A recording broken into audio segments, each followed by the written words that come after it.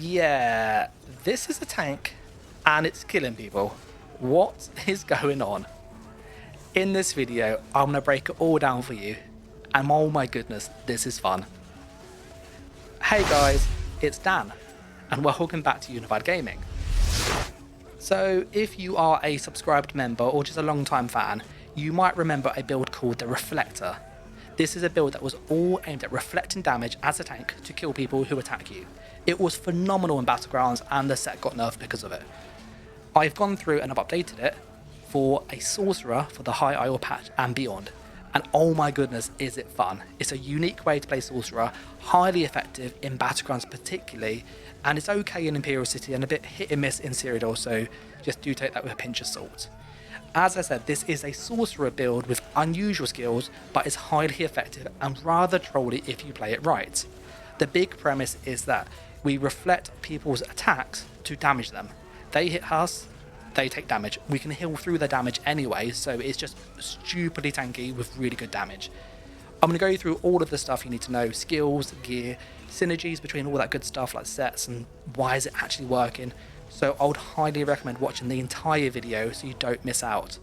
And as always, if you like what I do here and you don't want to miss out on future content, then do make sure you are subscribed. And if you've got any questions, leave a comment down below. And a massive thanks to everyone on Patreon who makes these videos possible. Their support lets me continue to do this and they get early access as well. If you want to see all that stuff, then check out below. But what are we doing? Well, race-wise, you need to be an alt generation race. The best one, in my opinion, is Imperial. You get health, stamina, and just cost reduction on every skill and your ultimates. And this is what makes it really, really effective. If you're not an Imperial, and I understand that's a paid race, a Nord is really good, and so is a Red Guard because of the cost reduction to the weapon skills. So you can do this with a Red Guard or a Nord. If you're at like just none of those races, you can do this, but you have to change your monster set, which we will get to later on in the video. But don't panic, we will cover all of those options. As with kind of our attributes, we're a tank. You know, I'm not trying to do damage, I do, but I'm speccing into survivability. So all points in health. If you want a bit more stamina, more on stam, but I don't really have much issues. And I'd recommend having a good amount of stam regen, at least 1700. So I use the Serpent Mundus to help get there. You might notice as well I have all of the major buffs, so we are using Oakensoul. And don't panic, there are options that don't use Oakensoul. So if you go, I don't have High Isle or I don't have the Mythic, then you can make this work. And next patch, I've also updated it on the PTS and it still works. So don't panic, this will be working next patch too. You might also notice I'm a vampire. Now why am I a vampire, shall you ask? It comes to two key things. It's undeath, really helpful, but we must use this skill, Exhilarating Drain. If we don't have this, this build will not work. This is a must have.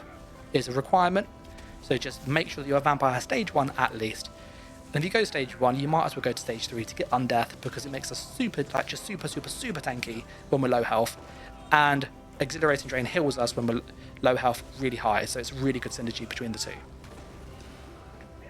As with kind of consumables, I'm using Sugar Skulls, health, magic and stamina. You just want the best tri-stat in all honesty. If you can't afford this, just use purple food, that's fine. And if you want a bit more regen and stuff, you could go for like Witch Mothers. I also carry some Purifying Bloody Mara or the Corrupting one. These are good to change your vampire level whilst you're out and about in Cyrodiil, so this is really, really helpful. As with the skills and why does this work? Now I'm going to go through in a bit more detail than usual, and I would highly recommend watching this once, maybe twice even, because it's really important. We're using Exhilarating Drain, Heroic Slash, Bound Armaments, Crystal Weapon, Shielded Assault, and Spell Wall. Now we don't have a back bar because we're using Oakensoul, but if you wanted to use a back bar, I'd recommend running support skills, things like Hurricane, Streak, Surge, and then you can use a skill of your choice. You might want to use like the Clanfear, which is a good heal that scales with health, and then you could choose to use another Sword and Shield skill, if you wish.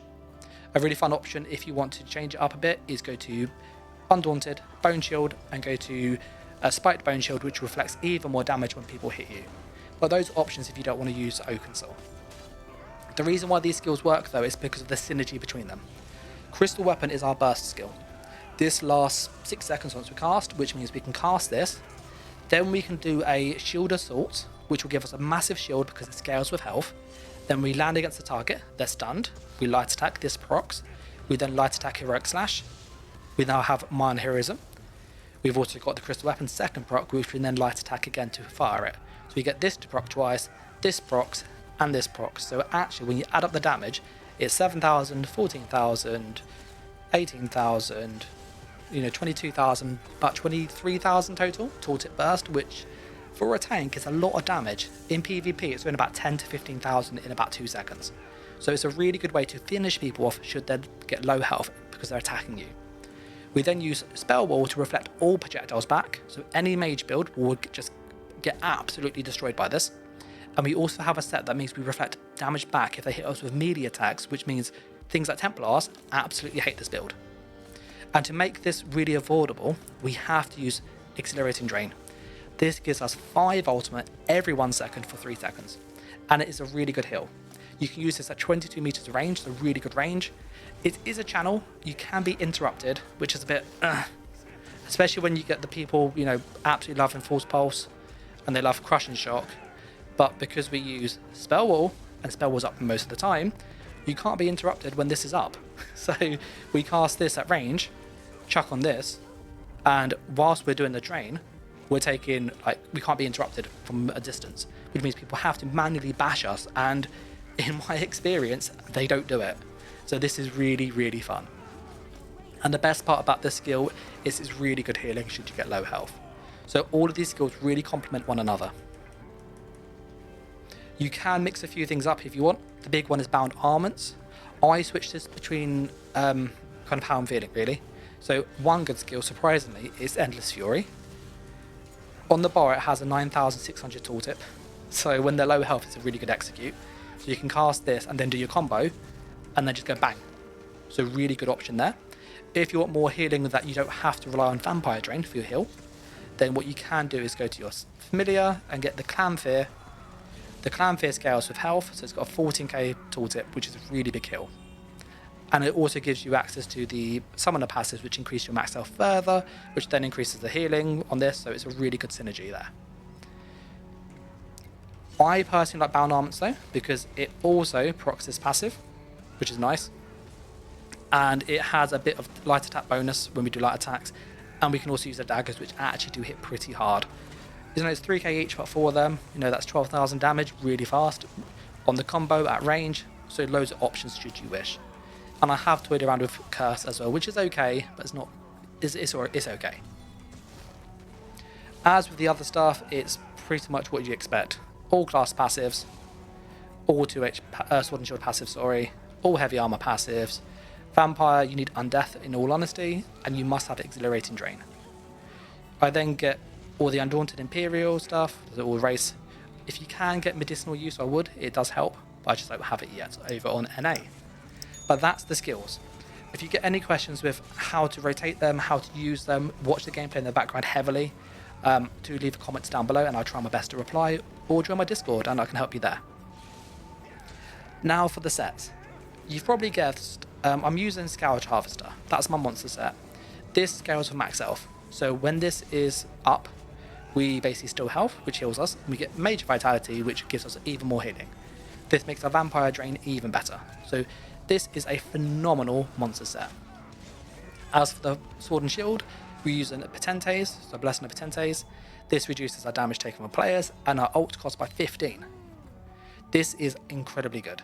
With this, plus the Sorcerer passives down here, I think it's in here, it might be in the next one, sorry. Power Stone. And then we also have the Imperial. We end up getting 15 plus 15 plus 6. So we get a lot of cost reduction, which means as a Vampire Stage 3, our spell wall is only 101 ult, which is incredibly cheap. And when we're spamming Exhilarating Drain, you will see in the gameplay, this is up about 80% of the fight. So this is up most of the time. Low health, spell wall, Vampire Drain, you can't be bashed. Crazy healing, take no damage. It's just insane. Like absolutely insane. What's even special with this is we pair this with Harbinger. The Harbinger gives you damage taken basically means you do damage to people. So when you block, you do 2,559 damage to the person hitting you. This can proc at range, so if they hit you with something like crush and shock and you just hold block, this will proc that figure.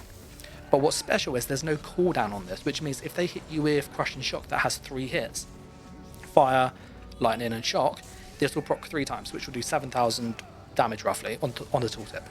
Which means this is a very, very good set in PvP, because as they're doing light attack skill, this is proccing every second.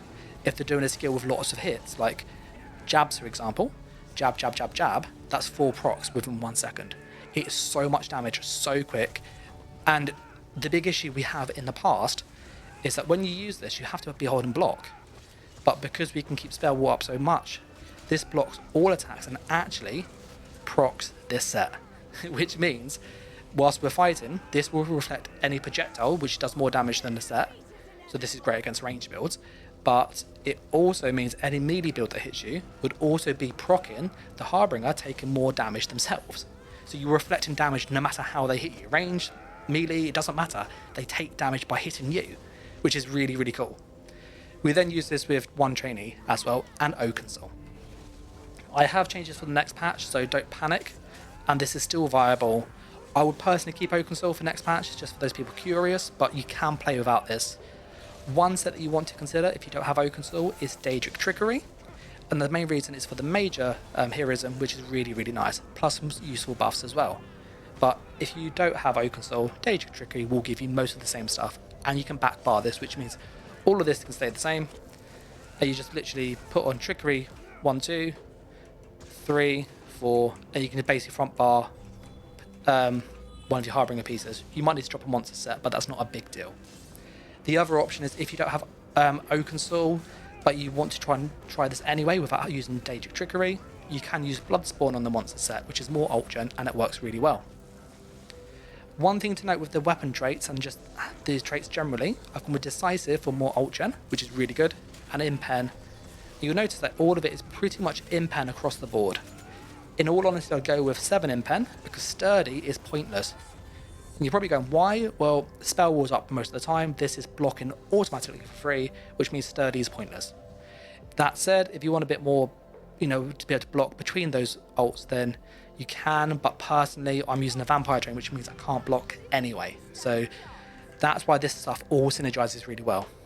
Really good ult gen with Oakensol, really good ult cost with Potentes plus Decisive. We then have some really good ult cost as a sorcerer with Power Stone, and ult cost with the Imperial race. So all in all, this works incredibly well. And you might have gathered that you can use this with other setups, such as healers. So my Restoration ult is like 94. If you use another set like Ancient Dragon Guard, this goes down to like 70 ult, which is insanely cheap.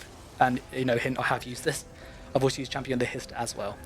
And you can also use it for things like support, barrier, and I've got this down to 140 ult when I was messing around with builds and stuff. So this is a very, very versatile setup. If you find you need more ult gen for higher uptime on Shield Wall, change Scourge Harvester to Bloodspawn, and you'll get that as well. But yeah, that is the build. It's it is a bit out there, in all honesty. There's not much more to it. If you are wanting to take this into CP, I don't personally, but if I were to take this into CP, I would go down and get Cut and Defense. When people hit you, this will go and make them take damage for hitting you. So really, really good. Beyond that, the rest of them are really up to you. Reinforced can be quite nice because that gives you a shield. You can get Bulwark, which gives you more resistance that buffs Cut and Defense. You can get Last Stand if you don't have Oakensol. So generally down here, these are the ones you want. For the red ones, I would highly recommend getting Celerity, which gives you movement speed, really good. If you can get up to 10, I would definitely, it really, really helps, going up to 50. And for the green ones, whatever you want. I personally go to Steed's Blessing, go to Max and get some horsey stuff, because that helps with just getting around Cyrodiil.